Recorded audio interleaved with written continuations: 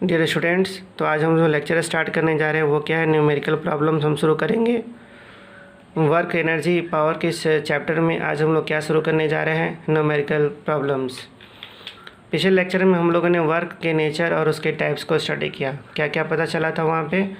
हमें ये पता चला था कि वर्क कितने तरह के होते हैं, पॉजिटिव, नेगेटिव एंड ज़ीरो, और उनकी कंडीशंस पढ़ी। साथ में उसके फार्मूले को भी पढ़ा था कि वर्क क्या होता है, फोर्स इनटू डिस्प्लेसमेंट। वहाँ ये पूरी तरह से जानने की कोशिश की गई थी कि जिस डायरेक्शन में फोर्स लगता है डिस्प्लेसमेंट भी उसी डायरेक्शन में होना चाहिए। Now if a force of 10 newton produces a displacement of 2 metre. Question में क्या कह रहा है कि अगर 10 न्यूटन का फोर्स लग रहा है और डिस्प्लेसमेंट कितनी हो रही है, 2 मीटर की हो रही है, और दोनों की डायरेक्शन क्या है, सेम है, तो calculate the work done on the body, यानी कितना वर्क करना पड़ा। सो वर्क के लिए क्या है, हमें फोर्स चाहिए और साथ में डिस्प्लेसमेंट चाहिए। तो फोर्स की वैल्यू है 10 और डिस्प्लेसमेंट है 2 metre in the direction of the force. तो वर्क इज इक्वल टू क्या हो गया, फोर्स इनटू डिस्प्लेसमेंट। तो फोर्स की वैल्यू क्या हो गई, 10, और डिस्प्लेसमेंट हो गया 2, सो 20 जूल्स। क्या हो गया, 20 जूल्स हो जाएगी। तो displacement is equal to 2 metre in the direction of the force. Clear है? नाउ अब हम क्या कर सकते हैं, यहाँ पे है नंबर 2 है कि अ पेयर ऑफ बुलक्स, यानी कि जो घोड़ा गाड़ी होती है, जो बैलगाड़ी होती है, हम उसकी बात कर रहे हैं।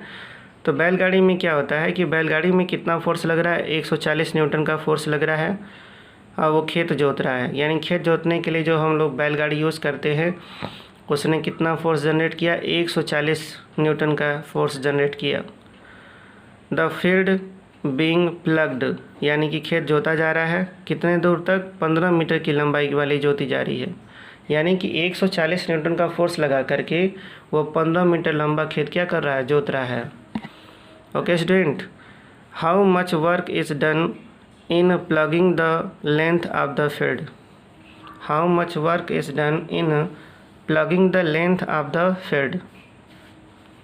क्लियर?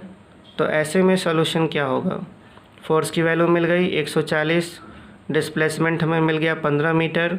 तो वर्क की फार्मूले से हम यूज़ करेंगे work is equal to force into displacement, that means 140 into 15, 15, result क्या आएगा, 2100 जूल। क्लियर हुआ? इसका मतलब ये हुआ कि 2100 joule of work is done in plugging the length of the field.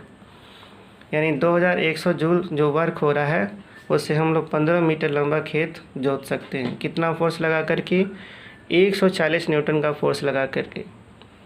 Okay student, अगले न्यूमेरिकल को देखते हैं। अगला जो न्यूमेरिकल है वो क्या है, how much force is applied, how much force is applied on the body when 180 joule, यानी 180 जूल का वर्क हो रहा है बेटा।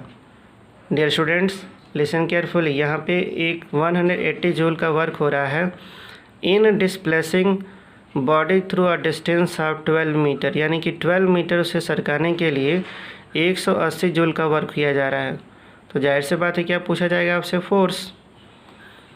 ठीक है, तो फोर्स की वैल्यू फाइंड आउट करते हैं। देखिए हमने यहाँ क्वेश्चन मार्क लगा रखा है, फोर्स क्या है, क्वेश्चन मार्क में है।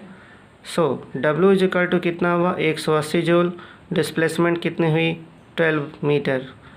तो वर्क का जो फार्मूला होता है फोर्स इनटू डिस्प्लेसमेंट। तो फोर्स इज इक्वल टू क्या हो जाएगा, W/S। मैं फिर से रिपीट कर रहा हूँ, W इज इक्वल टू क्या होता है, force into displacement. So force is equal to W/S हो जाएगी। तो F इज इक्वल टू होगा 180/12, so is equal to 15 newton. क्या करेंगे, एक वर्क की वैल्यू कितनी है, 180 है, और डिस्प्लेसमेंट कितना हो रहा है, 12 हो रहा है। तो ऐसे कंडीशन में हम लोग क्या कर सकते हैं, ये वैल्यू हम लोग यूज़ कर सकते हैं। तो 180/12 is equal to 15 newton. Now thus the 15 newton force is applied on the battery, 15 newton force is applied on the battery body. Clear है? यानी कि अगर बॉडी पे 15 न्यूटन का फोर्स लगाया जाए, सुन रहे स्टूडेंट्स, अगर हमने बॉडी पे 15 न्यूटन का फोर्स लगा दिया और वो 12 मीटर ट्रेवल कर जाएगी तो 180 जूल का वर्क होगा। या हम इसी बात को ऐसे कह सकते हैं कि 180 जूल का एनर्जी खर्च करके अगर हमने उसे 12 मीटर ट्रेवल कर दिया तो फोर्स कितना होना चाहिए? 15 न्यूटन होना चाहिए। नाउ अगला जो टर्म है वो क्या है कि if 5 joule of work in lifting a body of 2 kg high, how high will it rise? Very interesting numerical. यहाँ पे क्या है कि 2 kg का ऑब्जेक्ट है और उसे 5 जूल का वर्क करके हम उसे ऊपर की तरफ उठा रहे हैं, तो पूछ रहा है कि हम उसे कितना ऊपर उठा सकते हैं। Very good. सो वर्क क्या होता है? Force into displacement. वर्क क्या है? वर्क क्या होता है? W is equal to force into displacement. तो डिस्प्लेसमेंट इज इक्वल टू क्या होगा? वर्क अपॉन फोर्स हो जाएगा। डिस्प्लेसमेंट इज इक्वल टू क्या लिखेंगे? वर्क अपॉन फोर्स हो जाएगा। अब ये देखते हैं कि कितना फोर्स अप्लाई हुआ बाय द ग्रेविटी। अब की फोर्स कौन लगा रहा होगा? ग्रेविटी लगा रही होगी। तो मास इंटू जी, m इंटू जी। m की वैल्यू है 2, g की वैल्यू है 10, क्योंकि यहाँ कह रहा है g की वैल्यू 10 रखने के लिए हम रखेंगे। तो रिज़ल्ट हो गया हमारे पास 20 न्यूटन। सही है। तो height to which the body rise, यानी कि जो डिस्प्लेसमेंट है वो वर्क अपॉन क्या हो जाएगा? फोर्स। तो 5/20, 5 में क्या कर दिया? 20 से डिवाइड कर दिया। तो रिज़ल्ट आपकी क्या हो जाएगी? F/20 is equal to 0.25 metre. सही है। Very good topic and numerical. Now अब हम लास्ट न्यूमेरिकल की बात करते हैं।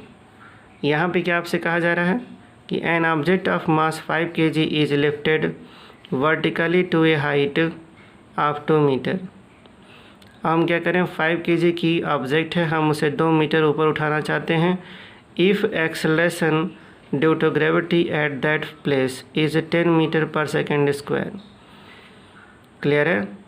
और then find the work done on the object.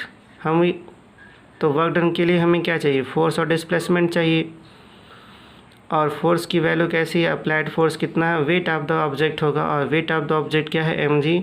So m into 10 यानी कि 50 न्यूटन। सही है। तो ये आ गया 50 न्यूटन। डिस्प्लेसमेंट हुई 2 मीटर, क्योंकि न्यूमेरिकल में कह रहा है कि ऑब्जेक्ट को कितना ले जाना है? वर्टिकली 2 मीटर ले जाना है। तो अगर 2 मीटर ले जाना है तो डिस्प्लेसमेंट भी हमारा उतना ही हुआ। तो 50 into 2 is equal to 100 joule. That means this is the work done.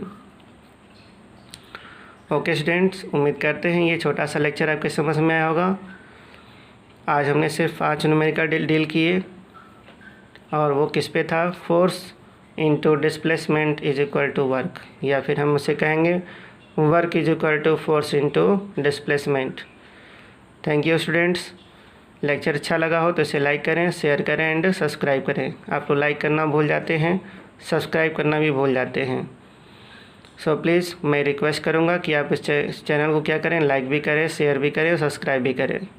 Thank you student.